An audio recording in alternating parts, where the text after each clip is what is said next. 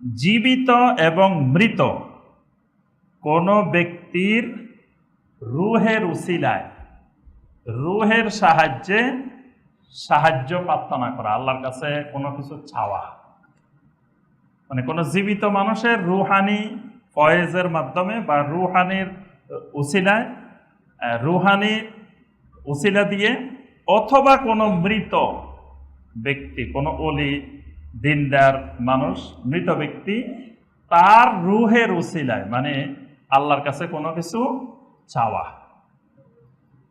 এখানে একটা সূক্ষ্ম বিষয়, সেটা হলো তারা বলে যে আমরা তো এদের কাছে চাই না,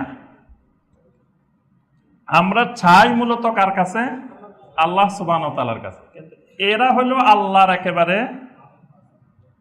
মুকাররাবিন বান্দা, আল্লাহর নৈকট্যপ্রাপ্ত বান্দা। এদের উসিলা যদি দিই বা এদেরকে যদি আল্লাহ রাব্বুল আলামিনের সামনে পেশ করি, তো আল্লাহ রাব্বুল আলামিন এটা না দিয়ে ফেরত দিতে পারবেন না। এই জন্যই মূলত এদেরকে আমরা উসিলা হিসাবে আল্লাহর সামনে পেশ করি, আল্লাহর সামনে তুলে ধরি। এই যে কাজটা, যে এদের উসিলায় কোনো জীবিত অথবা মৃত ব্যক্তির আরওয়াহের উসিলায়, রূহের উসিলায় আল্লাহ রাব্বুল আলামিনের কাছে কিছু চাওয়া, এই চিন্তা দ্বারা এই আকীদাটা শিরকি আকীদা। মক্কার মুশরিকেরা সরাসরি মূর্তির কাছে তারা কিছু চাইতো না, তারা চাইতো আল্লাহ রাব্বুল আলামিনের কাছে। কিন্তু ওই মূর্তিটা এমন এক আল্লাহর ওলির মূর্তি, এমন এক দিনদার বুজুর্গ লোকের মূর্তি, তারা মনে করত এই মূর্তিটাকে যদি আল্লাহ সুবহানাহু ওয়া তাআলার সামনে পেশ করতে পারি, তা আল্লাহ পাক এটা ফেরত দিতে পারবেন না। তাহলে ওই মুশরিকদের ওই চিন্তা আর এই চিন্তা, দুইটা একই চিন্তা, একই আকীদা, একই বিশ্বাস। হয়তো ওইটার নাম লাত, এটার নাম অমুক, এটার নাম একটা নামে বেশ কম, হয়তো ওইটার নাম উজ্জা, ওইটার নাম হুবাল, ওইটার নাম আরো বিভিন্ন কিছু, এইটার নাম হয়তো সুন্দর সুন্দর নাম, কিন্তু জিনিস মূলত একটাই। এই জন্য এই আকীদাটা অসংখ্য মুসলিমের বাংলাদেশে ঢুকে আছে। তারা বলেন যে ওলিয়া উলিয়াদের মারা যাওয়ার পরেও বিশাল ক্ষমতা আছে, বিশাল পাওয়ার আছে। কেউ কেউ বলে যে আল্লাহর ওলিরা মরেও না। আল্লাহর ওলিরা কি মিয়া মরছে নাকি? এরা মরে নাই, আল্লাহর ওলিরা মরে না, এরা জিন্দা, এবং মারা যাওয়ার পরে এরা আরো অনেক বেশি পাওয়ারফুল হয়ে গেছে, শক্তিশালী হয়ে গেছে। এই জন্য এদের কাছে চাইলে এরা নিজেরা না পারলে আল্লাহর কাছ থেকে এনে দিবে, এদের এই পাওয়ার আছে। কেউ কেউ বলে যে এদের নিজস্ব পাওয়ারই আছে, এরা নিজেরাই করে দিতে পারে, আল্লাহ এদেরকে এই পাওয়ার দিয়ে দিছে। আবার কেউ কেউ বলে যে না, এদের পাওয়ার এতটুকু নাই, কিন্তু আল্লাহ থেকে এরা আনে দিতে পারে। এই যে চিন্তাধারাটা, এই আকীদাটা, এই বিশ্বাসটা, এটা শিরকি বিশ্বাস, ভ্রান্ত আকীদা। আপনার এই আকীদাটা এই উপমহাদেশের মানে প্রায় বলতে গেলে সবাই, অধিকাংশই এই আকীদায় বিশ্বাসী, এই চিন্তাধারায় বিশ্বাসী। এমনকি উপমহাদেশের একজন প্রখ্যাত তাফসীর কারক, অসংখ্য তাফসীর কারকের বইতে আছে, আমি শুধু একটা তাফসীরের উদাহরণ দিব। একটা তাফসীর আছে শিব্বির আহমদ ওসমানী সাহেবের তাফসীর। এখানে ইয়্যাকা না'বুদু ওয়া ইয়্যাকা নাস্তাঈন, যে একমাত্র আল্লাহর কাছে আল্লাহর ইবাদত করি আর একমাত্র আমরা সাহায্য চাই আল্লাহর কাছে। এই আয়াতের তাফসীরে তিনি লিখছেন, আন্নাহু লা ইয়াজুজুল ইসতিমদাদ ফিল হাকীকাতি মিন গায়রিল্লাহ, যে আল্লাহ ছাড়া প্রকৃতপক্ষে ইসতিমদাদ, মদদ চাওয়া, মদদ মানে কি? সাহায্য চাওয়া, সাহায্য চাওয়া এটা জায়েজ নাই। তবে ওয়ালাকিন ইদা জাআলা শাখসুন মাকবুলুন, যখন কোনো ব্যক্তি হয়ে যায় মাকবুল ব্যক্তি, মাকবুল ব্যক্তি মানে কবুলযোগ্য, গ্রহণীয় ব্যক্তি, আল্লাহর কাছে মাকবুল হয়ে গেছে, ওয়াসিতাতুন লিরাহমাতিল্লাহ, আল্লাহর রহমতের মাধ্যম হয়ে গেছে, তখন তার থেকে সাহায্য চাওয়া এই বিশ্বাসে যে আন্নাহু গায়রু মুস্তাকিল্লিন ফিল ইয়ানা, এই লোক এখন আল্লাহ থেকে বিচ্ছিন্ন না, এই লোকের কাছে সাহায্য চাওয়া মানে আল্লাহর কাছে সাহায্য চাওয়া। ফাহাজা জায়েজুন, এটা জায়েজ, এটা জায়েজ। এটা এই আল্লাহর ওলির কাছে সাহায্য চাওয়া, কারণ লিআন্না হাযিহিল ইস্তিআনা বিহাযাল ওয়ালি ফিল হাকিকাতে ইস্তিআনাতুন বিল্লাহি তাআলা। কারণ এই ওলির কাছে বা এই ওলির মাধ্যমে সাহায্য চাওয়া মানে আল্লাহর কাছে সাহায্য চাওয়া। কারণ এই ওলিটা আল্লাহর এত মাকবুল হয়ে গেছে, আল্লাহর রহমতের মধ্যস্থতাকারী হয়ে গেছে, মানে পৃথিবীতে এর মাধ্যমে আল্লাহর রহমত আসে। এই যে চিন্তাধারাটা, এই চিন্তাধারাটা কি শিরকি চিন্তাধারা, যে কোনো ব্যক্তির মধ্যে আল্লাহ সুবহানাহু ওয়া তাআলা মিশ্রিত হয়ে যাওয়া, যে এই ব্যক্তির কাছে চাওয়া মানে আল্লাহর কাছে চাওয়া। আল্লাহর জমিনে এইরকম কোন ব্যক্তি পৃথিবীতে আসেও নাই, কিয়ামত পর্যন্ত আসবে না। এমনকি নবী সাল্লাল্লাহু আলাইহি ওয়াসাল্লামের কাছেও যদি কেউ চায়, রাসূল আমাকে এটা দেন, আমাকে সাহায্য করেন, আমার এটা করেন, আমার বিপদটা দূর করে দেন, এটাও শিরক। আল্লাহ রাব্বুল আলামিন কোন নবী রাসূল আম্বিয়া আলাইহিমুস সালামকেও এই ক্ষমতাটা দেন না। এই জন্য কখনো সাহাবায়ে কেরাম নবী সাল্লাল্লাহু আলাইহি ওয়াসাল্লামের জীবিত অবস্থায় অথবা মারা যাওয়ার পরে কখনো সাহাবায়ে কেরাম রাদওয়ানুল্লাহি তাআলা আলাইহিম আজমাইন নবী সাল্লাল্লাহু আলাইহি ওয়াসাল্লামের কাছে গিয়ে কখনো কোনো কিছু দোয়া করেন নাই, কোনো কিছু চান নাই। এই জন্য দেখবেন আমাদের দেশের অসংখ্য বইয়ের মধ্যে এই বিষয়গুলো লেখা আছে যে রেফাঈ নামক একজন আল্লাহর ওলি ছিলেন, মানে ওনাদের দৃষ্টিতে আল্লাহর ওলি ছিলেন রেফাঈ। রেফাঈ একদিন নবী সাল্লাল্লাহু আলাইহি ওয়াসাল্লামের কবরে গেছে, মদিনায় গেছে। আল্লাহ রাসূল তাকে অনেকবার স্বপ্নে দেখাইছে যে তুমি মদিনা আসিও না। তারপরেও উনি চলে গেছেন মদিনা। যাওয়ার পরে উনি ওখানে গিয়ে নবী সাল্লাল্লাহু আলাইহি ওয়াসাল্লামকে লক্ষ্য করে বলছেন যে আগিসনি ইয়া রাসূলুল্লাহ, তারাহহাম ইয়া রাসূলুল্লাহ, তারাহহাম। হে আল্লাহ রাসূল, আমাকে সাহায্য করেন। রাসূলের কাছে সাহায্য চাইছে। তারাহহাম ইয়া রাসূলুল্লাহ, তারাহম। হে আল্লাহ রাসূল, আমার উপরে রহম করেন। রহমটা করবে কে? আল্লাহ না রাসূলে? একমাত্র আল্লাহ রাব্বুল আলামিনই বান্দার কাছে রহম করেন। রহম চাইতে হবে আল্লাহ সুবহানাহু ওয়া তাআলার কাছে একমাত্র। কিন্তু উনি কি করছে? রাসূলের কাছে চাইছে। উনি রাসূলের কাছে সাহায্যও চাইছে। চাওয়ার পরে নবী সাল্লাল্লাহু আলাইহি ওয়াসাল্লাম এত খুশি হয়ে গেছে, আমার সাহাবীরা চায় না, কেউ চায় না, দেখো এত বড় ব্যক্তি আসে আমার কাছে সাহায্য চাইতেছে। নবী সাল্লাল্লাহু আলাইহি ওয়াসাল্লাম নাকি খুশি হয়ে কবর থেকে হাত বাইর করে দিয়েছে। তারপরে যে উনি ধরছে নবী সাল্লাল্লাহু আলাইহি ওয়াসাল্লামের হাত, আর ছাড়ে না। এবং কত হাজার কত লক্ষ লোকে নাকি এটা দেখছে। এই যে ডাহা মিথ্যা কথা। নবী সাল্লাল্লাহু আলাইহি ওয়াসাল্লাম আম্মাজান আয়েশার জন্য জীবনে একবার হাত বাইর করেন নাই। আম্মাজান আয়েশা একই ঘরে নবী সাল্লাল্লাহু আলাইহি ওয়াসাল্লামের ওফাতের পরে জীবনযাপন করছেন, কিন্তু একবারও হাত বাইর করেন নাই। একবারও আম্মাজান আয়েশার সাথে কোনো কথা বলেন নাই। আম্মাজান আয়েশা রাদিয়াল্লাহু তাআলা আনহা ওই ঘর থেকে আলী রাদিয়াল্লাহু তাআলা আনহুর বিরুদ্ধে যুদ্ধ করার জন্য বাহির হয়েছেন। আল্লাহ রাসূল সাল্লাল্লাহু আলাইহি ওয়াসাল্লাম যদি কবর থেকে একটা ধমক দিতেন খালি, হেই আয়েশা তুমি কই যাইতেছো, যুদ্ধ বন্ধ করো, ঘরে বসে থাকো, নবী সাল্লাল্লাহু আলাইহি ওয়াসাল্লাম এই কথাটা বললে তো আম্মাজান আয়েশা জীবনেও বাহির হইতেন না। কিন্তু নবী সাল্লাল্লাহু আলাইহি ওয়াসাল্লাম কোনো নির্দেশনা আম্মাজান আয়েশাকে দেন নাই, আলী রাদিয়াল্লাহু তাআলা আনহুকে দেন নাই, কোনো সাহাবীকে দেন নাই, কারো জন্য হাত বাইর করলেন না। আর উনি যাওয়ার পরে কি করছেন? আরো কি করার পরে? শিরিক করার পরে হাত বাইর করছে। রাসূলের কাছে রহম চাইতেছে, রাসূলের কাছে সাহায্য চাইতেছে। এই জন্য দেখবেন আমাদের দেশে অনেক লোক সাথে সাথে বলে যে মাদাদ ইয়া আলী, মাদাদ ইয়া আলী, হে আলী আমাকে মদত করেন, সাহায্য করেন। আলীর কাছে সাহায্য চায়। গাউসুল আজমের কাছে আব্দুল কাদের জিলানী রাহমাতুল্লাহ আলাইহির কাছে কি চায়? সাহায্য চায়। মদদ ইয়া রাসূলুল্লাহ, আল্লাহ রাসূলের কাছে মদত চায়। মদদ ইয়া জিলানী, মদদ ইয়া রেফাঈ, বিভিন্ন জনের কাছে মদত চায়। এই মদত চাওয়াটা, এই সাহায্য চাওয়াটা কি? শিরক।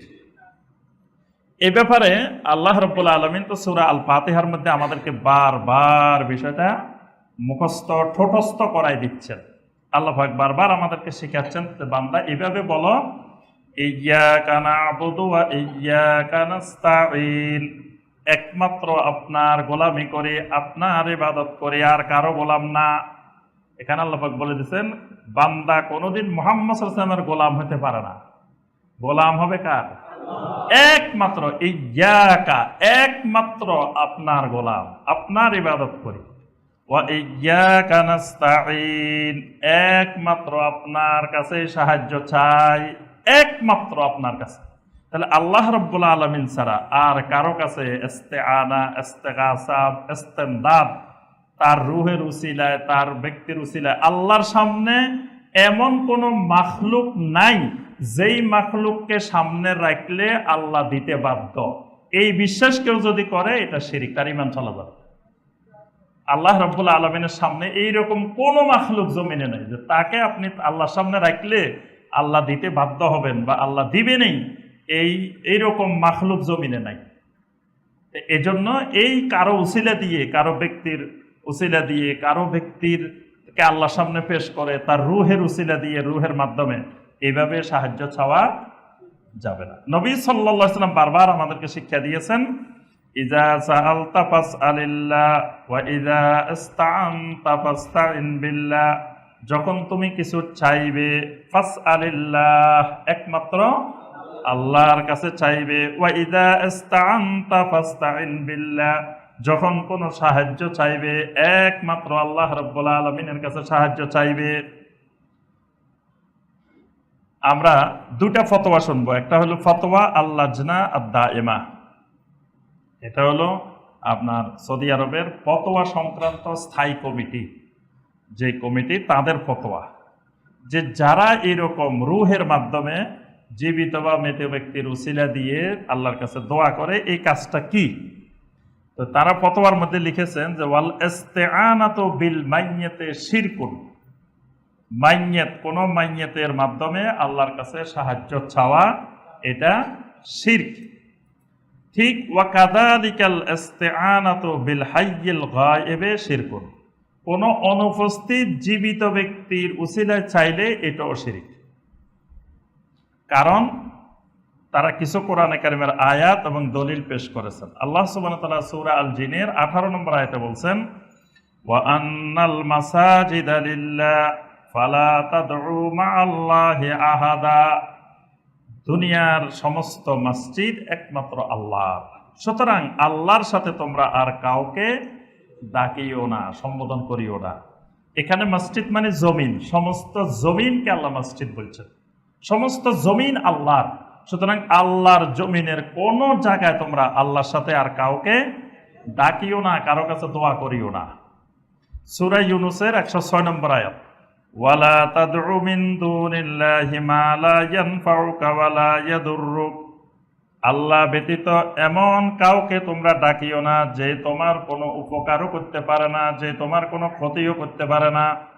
ফাইন ফাআলতা ফাইন্নাকা ইযাম মিনাজ জালিমিন, যদি আল্লাহ ছাড়া কাউকে ডাকো তুমি জালেমদের অন্তর্ভুক্ত হয়ে যাবে। আল্লাহ পাক এখানে স্পষ্ট বলছে তুমি জালিমিনদের অন্তর্ভুক্ত হবে। সূরা ফাতিরের 13 নম্বর আয়াত আল্লাহ সুবহানাহু ওয়া তাআলা বলেন, যালিকুমুল্লাহু রাব্বুকুম, তিনি হলেন আল্লাহ, রাব্বুকুম, তিনি তোমাদের একমাত্র রব, লাহুল মুলকু, সমস্ত মালিকানা, কর্তৃত্ব, ক্ষমতা একমাত্র তার।